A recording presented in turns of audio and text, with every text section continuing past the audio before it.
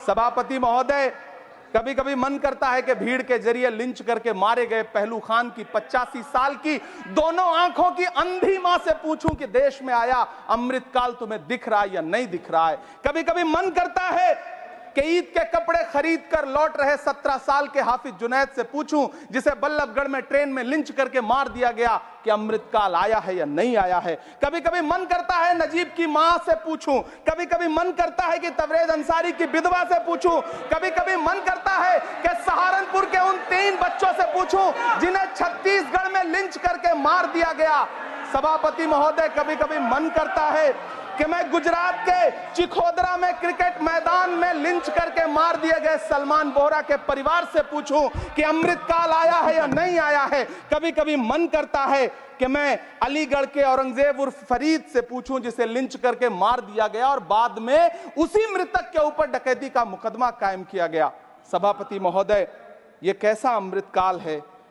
मैं आईना हूं दिखाऊंगा दाग चेहरों के, मैं आईना हूं दिखाऊंगा दाग चेहरों के, जिसे बुरा लगे वो सामने से हट जाए। सभापति महोदय, दुनिया के सबसे बड़े लोकतंत्र का महापर्व चुनाव गुजर चुका है। कांग्रेस मुक्त भारत का नारा लगाने वाले प्रधानमंत्री जी अपनी पथराई आंखों से किंग कर्तव्य विमूढ़ होकर समीक्षा में लगे हुए हैं कि आखिर कसर कहां रह गई।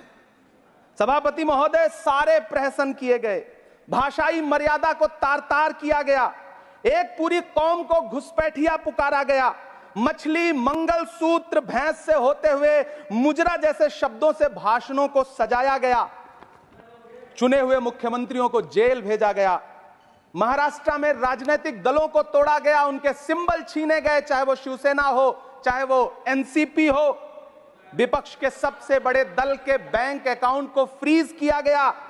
उसके बाद मोदी सरकार चुनाव लड़ने के लिए जनता के दरबार में गई, लेकिन वाहरी जनता ने दिखा दिया कि दर्द की हद से गुजारे तो सभी जाएंगे, दर्द की हद से गुजारे तो सभी जाएंगे, तैरे या डूबे किनारे तो सभी जाएंगे, कोई कितनी भी बुलंदी पे चला जाए मगर आसमानों से उतारे तो सभी जाएंगे।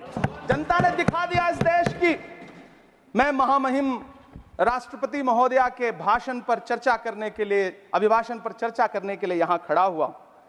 सरकारी भाषण की मजबूरियां होती हैं, सरकार की तारीफ करनी पड़ती है, लेकिन जिस एक शब्द के इर्द गिर्द पूरा भाषण बुना गया था वो था अमृतकाल। सभापति महोदय, छात्र नौकरी मांगने पर लाठियां खा रहे हैं, 2 जून की रोटी मुहाल है, पेपर लीक ने लाखों छात्रों का भविष्य चौपट कर दिया है और देश को बताया जा रहा है कि अमृतकाल आया है। कभी कभी मेरा मन करता है कि मणिपुर में निर्वस्त्र करके घुमाई गई बेटियों से पूछूं कि अमृतकाल आया है या नहीं आया है। कभी कभी मेरा मन करता है सभापति महोदय कि देश के लिए ओलंपिक लाने वाली बेटियां जो इसी जंतर मंतर पर घसीटी गई, उनसे पूछूं कि अमृतकाल आया है कि नहीं आया है।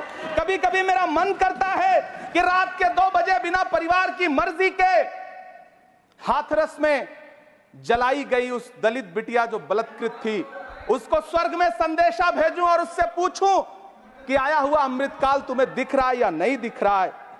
कभी कभी मन करता है कि मैं बिल्किस बानो से पूछूं कि देश में आया हुआ अमृतकाल तुम्हें नजर आ रहा है या नहीं आ रहा है। सभापति महोदय, कभी कभी मन करता है कि भीड़ के जरिए लिंच करके मारे गए पहलू खान की 85 साल की दोनों आंखों की अंधी मां से पूछूं कि देश में आया अमृतकाल तुम्हें दिख रहा है या नहीं दिख रहा है। कभी कभी मन करता है कि ईद के कपड़े खरीद कर लौट रहे 17 साल के हाफिज जुनैद से पूछूं, जिसे बल्लभगढ़ में ट्रेन में लिंच करके मार दिया गया, कि अमृतकाल आया है या नहीं आया है। कभी कभी मन करता है नजीब की मां से पूछूं, कभी कभी मन करता है कि तबरेज अंसारी की विधवा से पूछूं, कभी कभी मन करता है कि सहारनपुर के उन 3 बच्चों से पूछूं जिन्हें छत्तीसगढ़ में लिंच करके मार दिया गया। सभापति महोदय, कभी कभी मन करता है कि मैं गुजरात के चिखोदरा में क्रिकेट मैदान में लिंच करके मार दिए गए सलमान बोहरा के परिवार से पूछूं कि अमृतकाल आया है या नहीं आया है। कभी कभी मन करता है कि मैं अलीगढ़ के औरंगजेब उर्फ फरीद से पूछूं, जिसे लिंच करके मार दिया गया और बाद में उसी मृतक के ऊपर डकैती का मुकदमा कायम किया गया। सभापति महोदय, यह कैसा अमृतकाल है जिसके अभिभाषण में स्वास्थ्य पर सिर्फ आधे मिनट पर चर्चा हुई। कैंसर के मरीज दिन ब दिन बढ़ रहे हैं, हार्ट अटैक से हंसते खेलते बच्चे जान गंवा रहे हैं, कभी क्रिकेट के मैदान में, कभी जिम में, और इस सरकार के पास स्वास्थ्य पर बात करने के लिए आधा मिनट है। सभापति महोदय, कोविड वैक्सीन को लेकर के लंदन की अदालत से जो तथ्य देश के सामने आए हैं, उन्होंने भय फैला रखा है।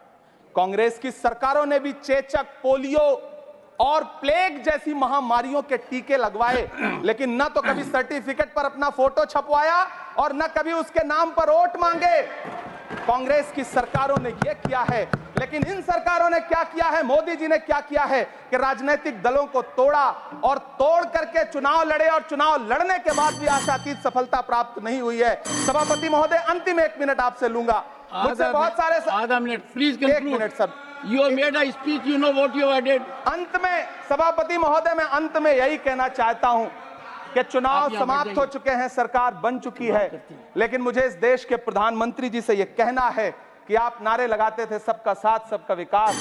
चुनाव के बाद अंतिम बात सर की ये झूठी सच्ची अदाकारी। अंतिम बात शेर सुना दो। अंतिम बात। Time is over. You can't follow time also. Take your seat now. Siri, जोश के money, nothing will go on record. Siri, नहीं बाकी है सर, मैं देख रहा हूँ सर, उस पर मत देखिए। Thank you sir. Pramod ji, on the point of time सुनिए sir. I am losing my time sir. आप भी बोल लीजिए। Dialogue is going on. Shakti Singh जी भी बोल रहे हैं। कितने एडवाइजर्स हैं आपके, बता दीजिए।